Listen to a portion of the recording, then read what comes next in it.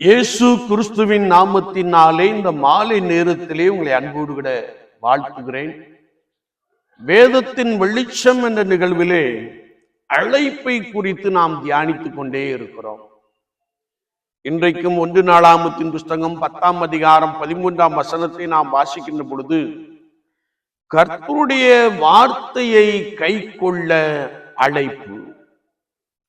சவுல் கர்த்தருடைய வார்த்தையை கை கொள்ளாமல் போனான் என்று வேதத்தில் எழுதப்பட்டிருக்கிறது. அது மாத்திரமல்ல, அவன் கர்த்தருக்கு விரோதமாய் துரோகம் பண்ணினான். அவன் கர்த்தரை தேடாமல் அஞ்ஞானம் பார்க்கிறவர்களை தேடினது நிமித்தமாய் செத்து போனான் என்று எழுதப்பட்டிருக்கிறது. ஒரு ஆண்டவர் சவுலை ராஜாவாக, இஸ்ரவேலுக்கு முதல் ராஜாவாக அபிஷேகம் பண்ணினார். அவன் ஆண்டவருடைய வார்த்தையின்படி நடக்காமல் அவருடைய வார்த்தைகளை விட்டு விலகினான். கர்த்தராகிய ஆண்டவருடைய வார்த்தையை அவன் கை கொள்ளவில்லை என்றால் அவன் வார்த்தையை விட்டு விலகினான், தேவனை விட்டு விலகினான். அது மாத்திரமல்ல, அவன் தேவனுடைய ஆளுகையிலிருந்து விலகுகின்ற பொழுது ஆண்டவருக்கு விரோதமாய் துரோகம் பண்ணினான் என்று வேதம் சொல்லுகிறது. எந்த ஒரு மனிதன், எந்த ஒரு குடும்பம் கர்த்தருடைய பிரசன்னத்தை விட்டு விலகுகிறார்களோ, கர்த்தருடைய சமூகத்தை விட்டு விலகுகிறார்களோ, அவர்கள் பாவம் செய்ய துணிந்து விடுகிறார்கள் என்பதை குறித்து நாம் நன்றாய் அறிந்திருக்க முடியும். ஆதாம் ஏவாள் என்ற முதல் குடும்பத்தை நாம் எடுத்துக் கொள்ளுகின்ற பொழுது, சர்ப்பமானது ஏவாளை வஞ்சித்தது. ஆண்டவர் பகலின் குளிர்ச்சியான வேளையிலே அவர்களோடு கூட பேசிக்கொண்டே வந்தார். எப்பொழுது சர்ப்பம் ஏவாளை வஞ்சித்ததோ அப்பொழுது அவர்கள் ஆண்டவரை விட்டு தங்களை மறைத்துக் கொண்டார்கள், ஒளித்துக் கொண்டார்கள். ஆண்டவர் அவர்களை நோக்கி கூப்பிட்ட பொழுது, ஆதாமே ஆதாமே நீ எங்கே இருக்கிறாய் என்று கேட்ட பொழுது, நாங்கள் ஒளித்துக் கொண்டிருக்கிறோம் என்று சொல்லுகிற ஒரு வார்த்தையை நாம் வாசிக்க முடியும். அது மாத்திரமல்ல, அவர்கள் ஆண்டவருடைய சமூகத்தை விட்டு விலகினார்கள், கர்த்தருடைய பிரசன்னத்தை விட்டு விலகினார்கள், ஏதேன் தோட்டத்தை விட்டு விரட்டப்பட்டார்கள் என்பதை நாம் நன்றாய் அறிந்திருக்கிறோம்.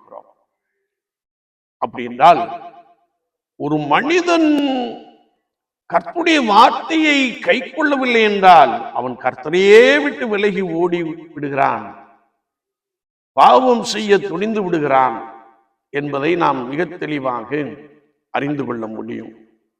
அது மாத்திரமல்ல, அதற்கு பின்பு அவன் கர்த்தரை தேடாமல் எங்கேயோ கடந்த உன்னை நம்மை ஆண்டவர் ஒரு உன்னதமான இடத்திலே வைத்திருக்கிறார்.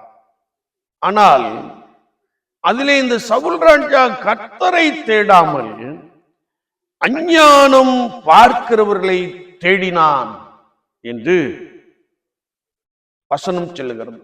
அல்லது அஞ்சனம் பார்க்கிறவர்களை தேடினான், குறி சொல்லுகிறவர்களை தேடினான் என்பதாக நாம் வேதத்திலே வாசிக்க முடியும்.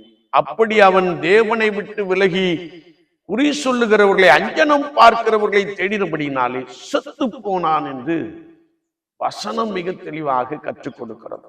என்னை கேட்டுக்கொண்டிருக்கிற என் அன்பு சகோதரனே, சகோதரியே, நீ கர்த்தரால் தெரிந்து கொள்ளப்பட்ட, கர்த்தரால் அழைக்கப்பட்ட ஒரு நபராய் காணப்படலாம். எவ்வளோ ஜனங்கள் மத்தியிலே ஆண்டவராகிய இயேசு கிறிஸ்து உன்னை தெரிந்து கொண்டிருக்கிறார், உன்னை அழைத்திருக்கிறார், உன்னை பரிசுத்த சபையிலே வைத்திருக்கிறார்.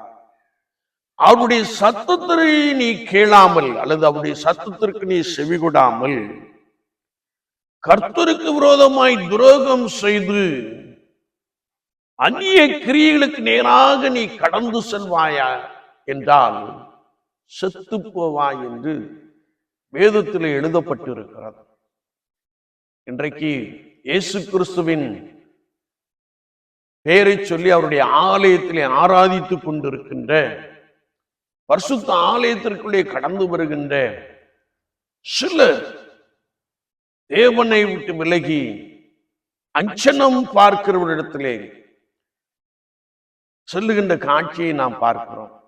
ஆனால் அவர்களுக்கு வாழ்வு கிடையாது. தேவனுக்கு விரோதமாய் துரோகம் பண்ணினபடியினாலே சவுல் செத்து போனான் என்று வேதம் நமக்கு தெளிவாய் கற்றுக் கொடுக்கிறது.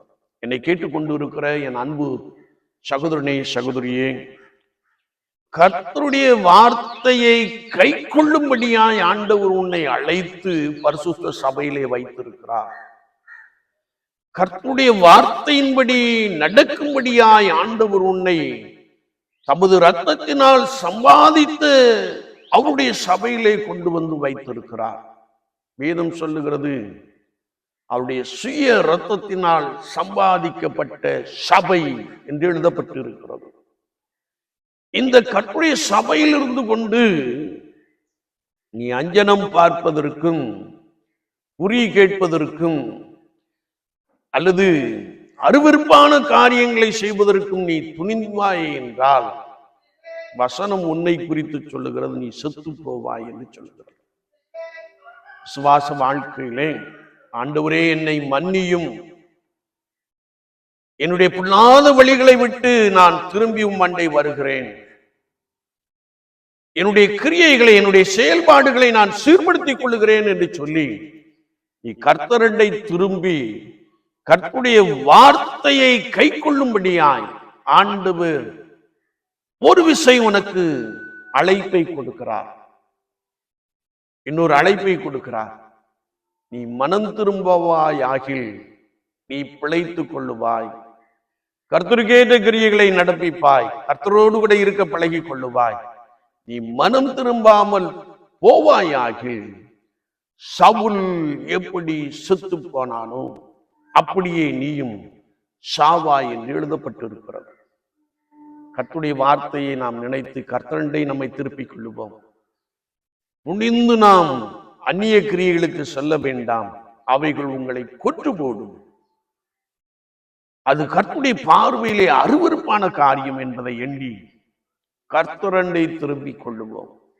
கர்த்தராகிய இயேசு அண்டை திரும்பிக் கொள்ளுவோம். உங்களுக்காகவும் எனக்காகவும் உலகத்திற்காகவும் ரத்தம் சிந்தி மீட்பை கொடுத்த, ரத்தம் சிந்தி நம்மை மீட்டு கர்த்தருடைய சபையிலே வைத்திருக்கிற கர்த்தராகிய இயேசு அண்டை நம்மை திருப்பிக் கொள்ளுவோம்.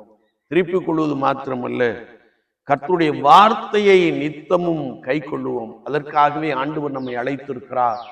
அதிலே நாம் உறுதியாய் காணப்படுவோம். கர்த்தர் உங்களோடு கொடுத்து உங்களை பலமாய் நடத்துவார், ஆசீர்வதிப்பார். ஆமேன், ஆமேன்.